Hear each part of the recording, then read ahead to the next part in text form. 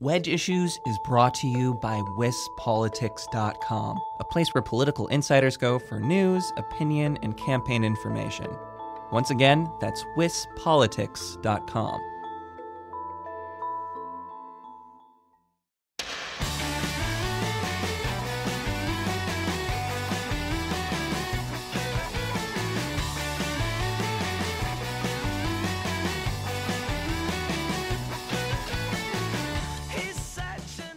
Scott Walker is trying to do something that only one Wisconsin governor has done before: win re-election for a third term. And to do so, he's running what he says may be the most challenging race of his political career. I'm Jessie Opoien, and this is Wedge Issues, a Cap Times podcast about the 2018 elections in Wisconsin. On a late September Sunday, I spent a cool and cloudy morning in the tailgate lots at Lambeau Field, where the Green Bay Packers were about to soundly defeat the Buffalo Bills. I followed Governor Walker as he made his way through the lots, meeting with voters, stopping to take photos, all amid the smell of brats grilling and beer cans being cracked open. Just before kickoff, the governor and I stepped away and had a conversation about his campaign, his first 2 terms in office, what he hopes to accomplish in a third term, and why he says it would be his last. We talked about his somewhat controversial favorite Wisconsin beer, his favorite Star Wars movie, and you better believe we talked about the ham sandwiches he's eaten for lunch nearly every single day for the last 25 years. Stay tuned for that conversation in just a few minutes, but first we'll take a look at what happened in the news this week.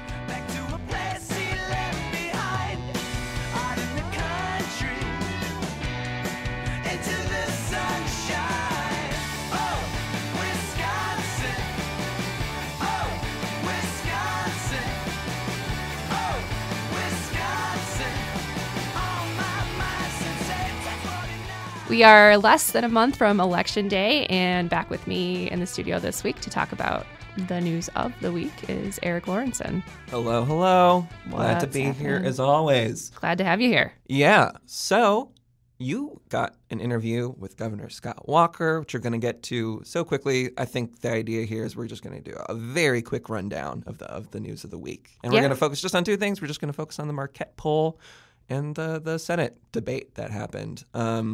Let's start with Marquette. This was a poll that came out on Wednesday, one of 2 polls that Marquette University Law School is planning to release, I think, before the end of the end times, before Election Day. So give me a rundown of the major takeaways here in terms of, let's start with horse race stuff, I guess. Yeah. So, the interesting thing, I guess, to compare from poll to poll, which we've talked about a number of times on here, is the partisan trend of the sample. So the last poll that was released, the sample trended a little more Democratic. On this poll, the sample trended a little more Republican. And Charles Franklin, the director, talked about that a little bit. And he said, that plays maybe into some of the results, but also maybe not a whole lot. So with that blanket statement, the governor's race has tightened. Last month, Tony Evers was up by, I believe, 5 points over Scott Walker. This month, we have Scott Walker up by 1 point over Tony Evers. That is obviously within the margin of error. It's telling us what we kind of knew all along, that this is going to be a really close race. And as you mentioned, there's one more poll coming out at the very end of the month. And it'll be interesting to see what changes with that. But this is going to be neck and neck in the weeks to come. And we've all known that. And I think a lot of polls early on showed Tony Evers with a bigger lead than people were necessarily expecting. And, this is tightening it up as we all thought it would. This poll presumably was conducted last week, yes, right? So this is post-Kavanaugh, that being a huge national story that engaged a lot of people. Presumably this had did, some... yeah. I don't know if that in any way may have swayed numbers here. So that was definitely a question, and I think it's still up in the air. This poll was conducted October 3rd through 7th, so they did ask about the Kavanaugh confirmation hearings. We found out that, a lot of people were paying attention. I think it was some 30% were watching the hearings live, another 20-some% were... 30% watched them live? Yeah. That's a lot. Wow. Yeah, and then another 20-some% followed it very closely. So it was a very small percentage of people who were really not following this at all. They did a lot of polling on, individual favorability ratings and broke that down by gender and demographic. That was interesting to look at. It would take a lot of time to get into here, but I would recommend checking that out. But I think it's not clear whether that had any effect on the horse races here. The Senate race was basically unchanged from last month. Last month, Tammy Baldwin was up by 11 points over Leah Vukmir. This month, she's up by 10 points. This poll was done before the two of them met in their first debate. They've got 2 more debates scheduled, so they didn't have a chance to be influenced by that. And I wonder, is that lead slightly more statistically significant? I don't know if that's outside of the margin of error. That is outside. Yeah, outside the margin of error is about 3 or 4 points. And so gotcha. That's definitely still outside. A solid lead for Tammy Baldwin at this point. We'll see if the debates to come change that at all. Also in the governor's race, the Libertarian candidate, Phil Anderson, is getting 5% of the vote. That's down a point from the previous month, but it's a small but vocal contingent of supporters. And in the Attorney General's race, Brad Schimmel is up by 4 points over Josh Kaul. That's a slightly tightened lead from last month. Again, that's a race a lot of people don't pay attention. They don't know what the Attorney General necessarily does. They don't know what this race is about. There's still a full 81%, I believe, of people who haven't heard of Josh Kaul or don't know who he is. So at this point, Brad Schimmel's got the incumbent advantage on that, but that's another one that we're expecting will be tight like most of the others.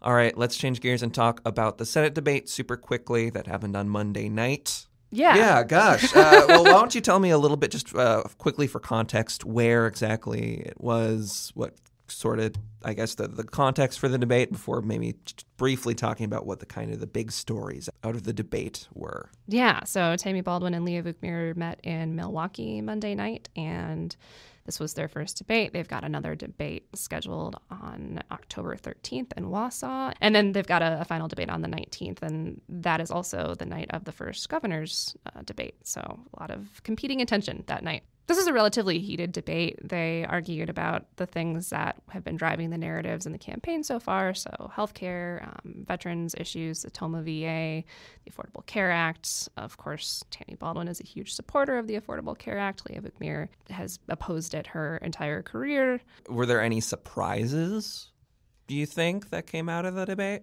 I don't think there are any surprises here. They clashed on talking about the Kavanaugh hearings. Tammy Baldwin said she hopes that the outcome of that confirmation process won't prevent victims from coming forward in the future. Leah Vukmir said because Tammy Baldwin opposed Kavanaugh before these allegations were out in the first place, because she didn't meet with him, she said she believed that Baldwin has cheapened the Me Too movement through her opposition to Kavanaugh.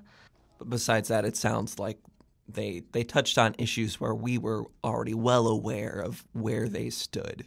Yeah, they talked about pay equity laws, they talked about abortion, they talked about gun rights and gun control. I mean, all of these issues, we pretty much knew where they stood. We pretty much knew they would be diametrically opposed on all of them. So no big surprises. I think this is probably the best chance for both of them to be seen in a debate, because the next one's going to be on a Saturday night up against the Brewers playing the Dodgers, and I can tell you what I'll be watching during that time. The Senate debate, right? Yeah. And, then the next one's up against the governor's race debate. So this is probably the most visible they will be in terms of going up against each other. But we'll continue to see ads coming in on this. What will be interesting to see, I guess, is whether the latest poll results will have any influence on what national groups do, whether they think that this is a foregone conclusion or whether they see some ground that they can come in and make up. All right, great. Well, let's get to the Walker interview. Thanks for having me as always, Jessie. Thanks for coming in, Eric.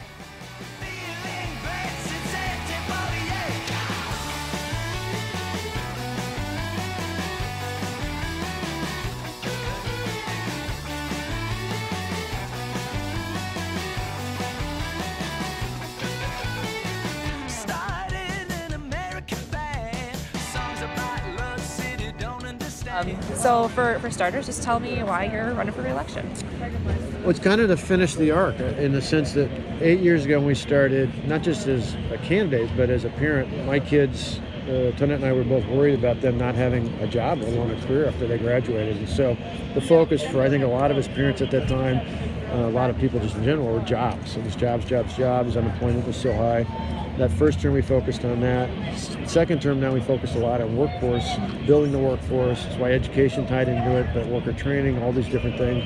And now the third term really is to finish the job, and that is to kind of see things through, build the workforce we need. We constantly hear people say, I got job openings, I just don't have enough people. So it's keeping our graduates here, making sure every one of our students graduates and graduates a game plan, and then recruiting people, as we've been talking about, whether it's veterans from around the world, whether it's alumni or millennials. That's really our focus is for the next 4 years, the third term, finishing the job off right, handing it on to the next generation. So you say finishing the job, is this your last term if you're reelected? Yeah, my focus would be, I think that is the natural kind of progression of going from jobs to workforce to retention and growth. And once we're done with that, it's time to pass it on. So you've been interested and involved in politics and public service for a lot of your life. What sparked that at a younger age for you? Oh, I always thought I'd go into business, and when I was in high school, I had the chance to go. The American Legion does a program called Badger Boys State. I went to Boys State, and then I had the honor of going to Boys Nation. And I always liked history, so it wasn't like it was completely disconnected from wanting to go into business. But when I went to that, both at Ripon College, at Boys State, and then particularly when I went to Washington, it was just all the people involved, a lot of the veterans that were involved really touched me. My senior counselor at Boys Nation, Bob Turner, was a Vietnam veteran. He ended up being the first Vietnam veteran to be the national commander of the American Legion. And just seeing how important it was for them for public service, patriotism, it kind of changed my mind and said, maybe there's something here. Yeah. What would you say, you spoke to this a little bit, but if you look at your first two terms, how would you say those terms are defined if you kind of just summed it up? Well, certainly the focus for us in terms of results were the jobs, changing the job creation market. We didn't create the jobs, but helping the employers of the state create jobs. And so to go from such a turnaround, 9.3% unemployment back in January, the year before I took office, to now, we had 7 consecutive months of 3% or below. I think it's just a matter of, that was really a focus on jobs. Obviously, a lot of the public attention was more on our reforms, which the two go hand in hand. I mean, the reforms help build the business climate. When people ask about, say a company like Foxconn, when did it start? I said it started in January of 2011, when we really started making fundamental changes. If we hadn't done the things we've done, whether it's an employer like Foxconn or others, probably wouldn't be there. So the two go hand in hand. But certainly I think first term was about jobs. Second term's really been about all hands on deck and trying to build the workforce, the education, the training, the other things along the way. If you're reelected, how would you want people to look back on your 3 terms in total? How would you want to be defined as a governor? Transformational. I mean, I think both in terms of, not just in terms of employment, but more job opportunities, higher wages, better opportunities for folks, but also transformational in terms of government. I mean, I think the reforms we put in place didn't just save money for schools, local governments like the one I used to work in, and now state government. The fact that we can hire based on merit now and pay based on performance, I think it really is transformational. And I'd like to not only have those reforms stay, I'd like to build off of those. And obviously that's one of the points I mention often about the distinction between me and Tony Evers. It's not personal. He and I have worked together and stuff, and we get along just fine. But he clearly wants to undo those reforms. I think those reforms are essential to the state going forward, positive. From Act 10 to running for president, you've had a lot of time in the national spotlight, and Wisconsin's been in the national spotlight. Yeah. How has that shaped the way that you approach this job? What have you learned from those experiences?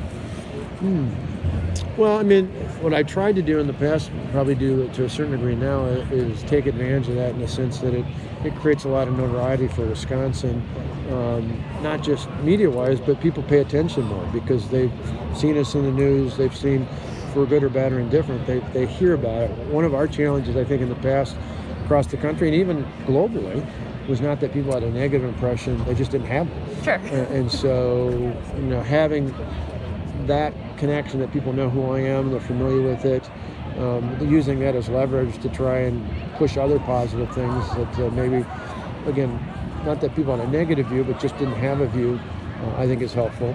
The other thing I learned, particularly with the brief stint I had at the national stage, was just a reminder of how much I enjoy serving as governor, that I wasn't willing to give it up, and that some might say some of my other colleagues largely abandoned their role as governor. I couldn't do that. It's probably part of the reason why I wasn't successful on the national level, because you really can't do both.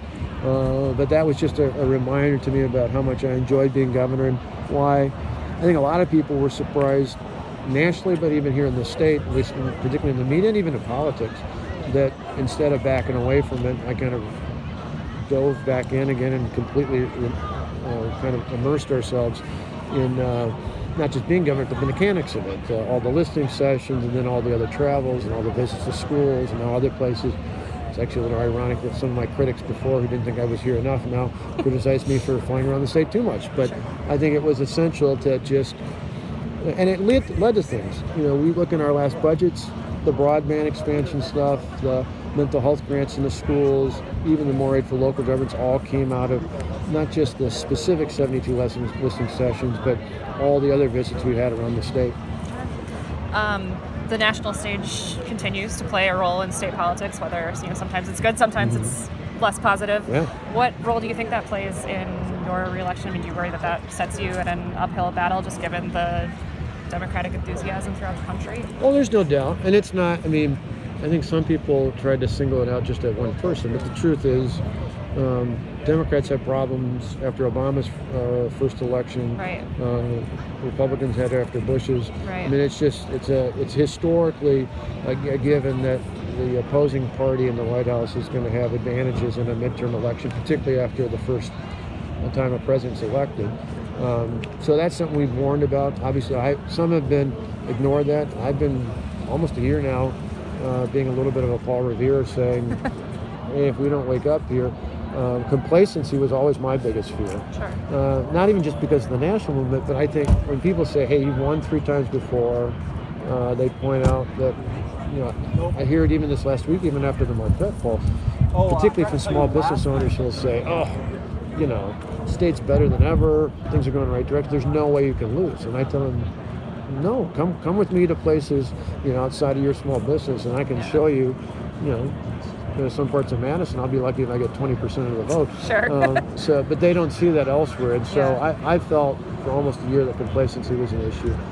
The good news is, I think, and we're seeing this slowly but surely, is because people have voted so often here, we've had so many not just elections, but high-profile elections, that I think voters are pretty smart. And I say that not in the sense that they automatically vote for me, so it's not smart like, hey, you should vote for me, but smart like they look at the facts, they really see what's happening.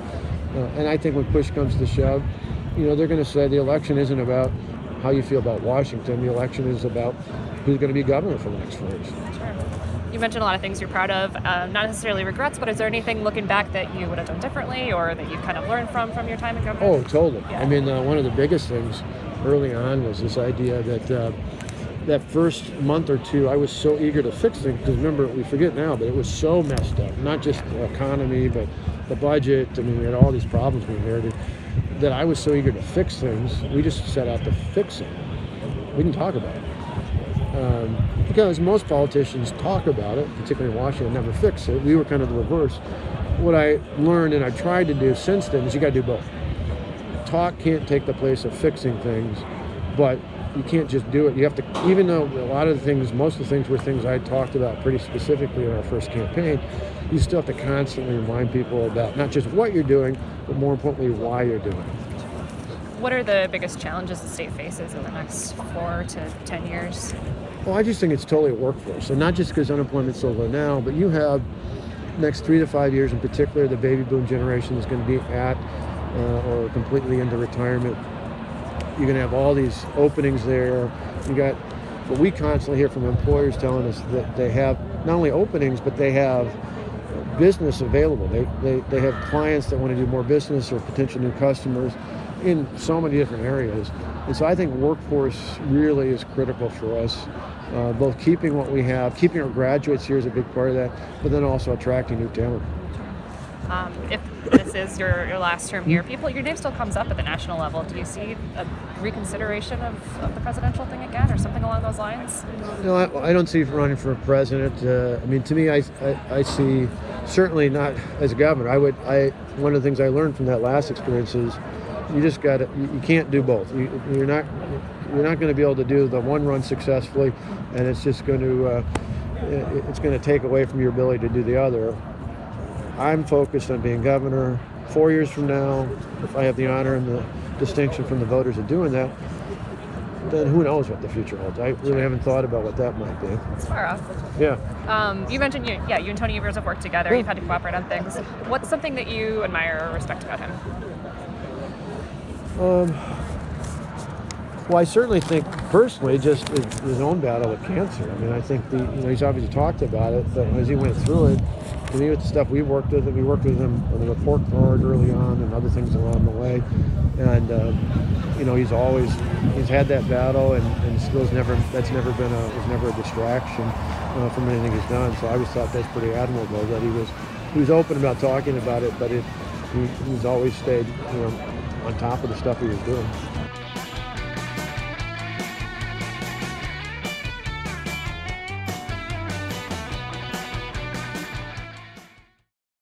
Wedge Issues is sponsored by wispolitics.com. You can become a wispolitics.com member. Find out more at wispolitics.com/membership. You ready for the fun part? Yeah, sure. All right. What's your favorite Wisconsin beer? Without a doubt, Summer Shanty. I'm a total Lion Kruger guy. Yeah. You get some flack for that, and Patrick will make fun of you for it. He makes fun of me for it. I like Summer Shanty too. Well, he says it's not a beer. Oh, It's I totally love beer and I love lemonade. What's better than putting them together? Exactly. Yeah.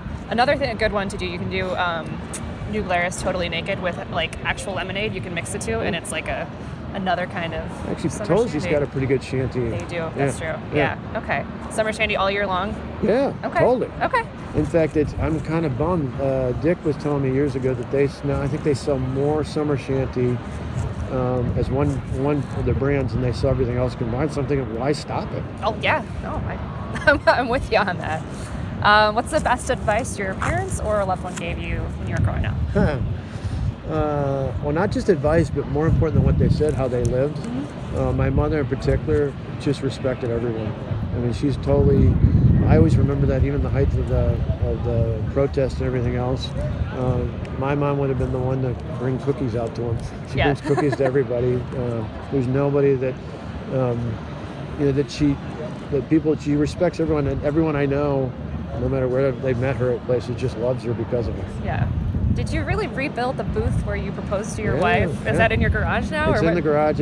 We had to take it down to fit some other stuff in there, but isn't it bizarre? So Tonette and I's first date was May 1st, 1992, at the Chancery in the village of Wauwatosa.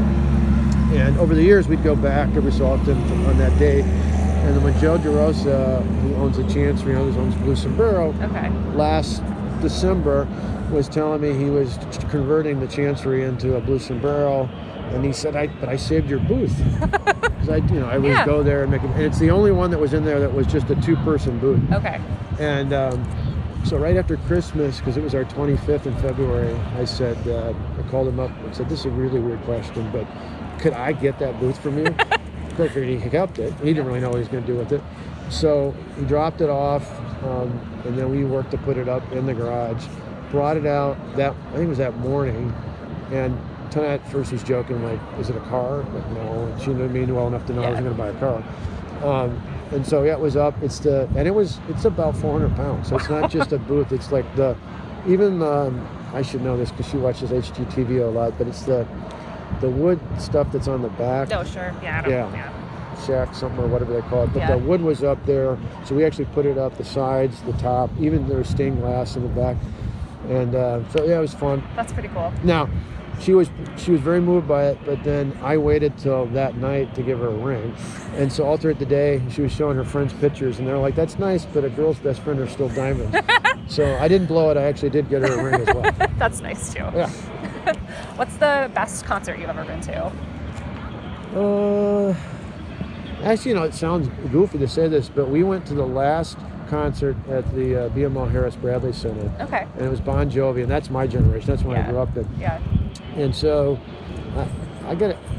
Either that or I don't know if it's one, but I've always loved Huey Lewis back when I was a kid at Summerfest, and then we actually went to one of the last ones he did before his hearing stopped him from touring. So it's a tough call between.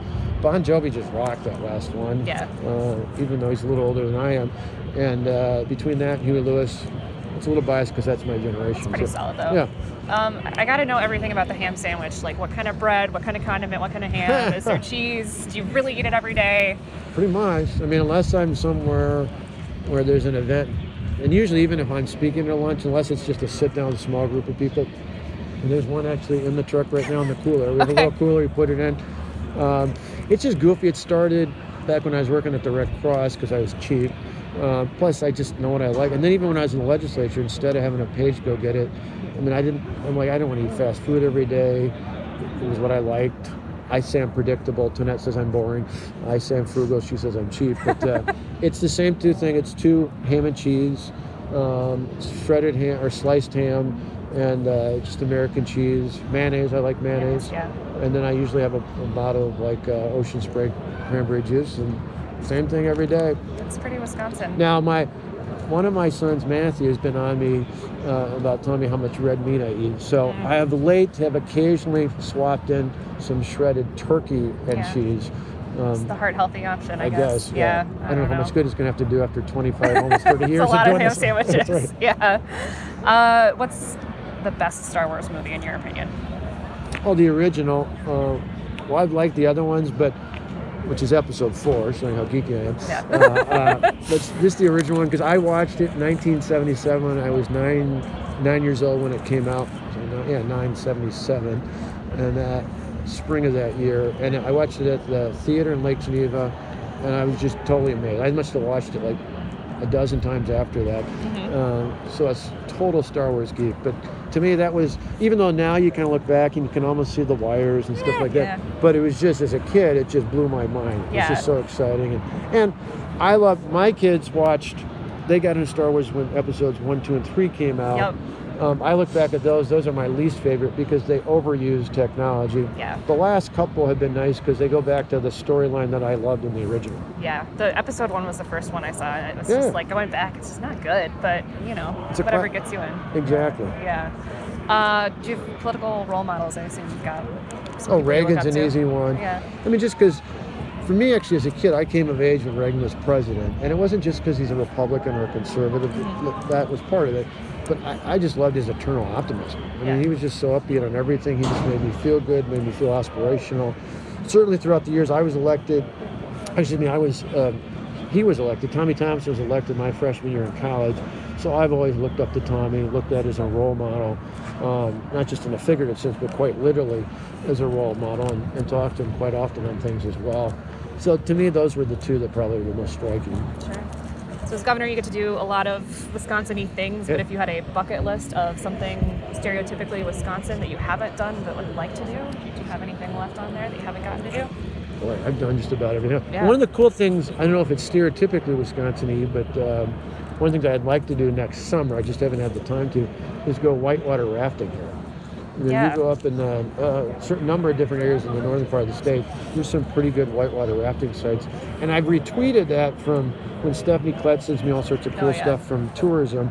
And I just keep thinking, boy, everybody talks about it elsewhere in the country. I'd love to do it here. So I haven't had a good, when I was a scout, I did canoeing and I've done plenty of kayaking, but the whitewater rafting in Wisconsin to me would be pretty cool. Most of the other stuff, Lambeau, Camp Randall, the Brewers, the Bucks, Summerfest, riding the motors. I've done all that stuff. So yeah. Is there a place in Wisconsin that you feel most at home? On a motorcycle. Yeah, you can go anywhere. Yeah. That sounds silly without a spot, but to me, that's one of the most enjoyable things I do. Some people golf to get away, do other things on a motorcycle. And that was true even before I was governor, but it's particularly true now because I can just go away. Nobody knows who I am. I have a full-face helmet on.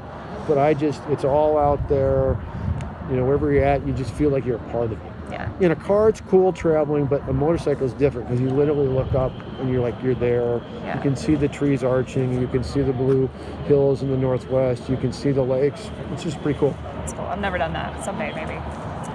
Take the lessons if you do it. Yeah, I'm definitely going to do Rider's that. Edge. Yeah. It'll make you a better driver, not just a motorcycle rider. Okay. Favorite Wisconsin cheese? It's hard to tell. I love cheese.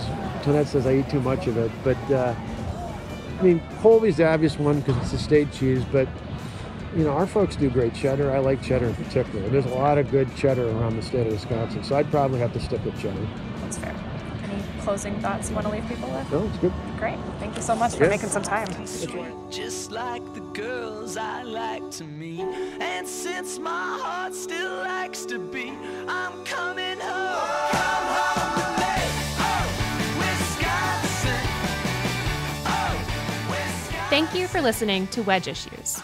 Our theme music is Oh Wisconsin by Loxley. We'll be back every Friday with new episodes, so make sure you're subscribed wherever you get your podcasts so you don't miss one. If you like what you hear, you should tell your friends to listen too, and you can leave us a rating or a review on iTunes. If you have feedback or suggestions for me, you can find me on Twitter at Jessie Opie, JessieOpie, or you can email me at jopoien@madison.com.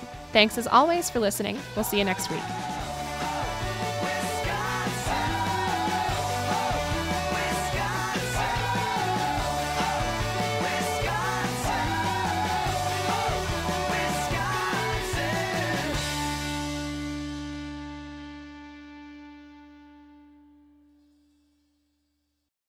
Wedge Issues has been brought to you by wispolitics.com.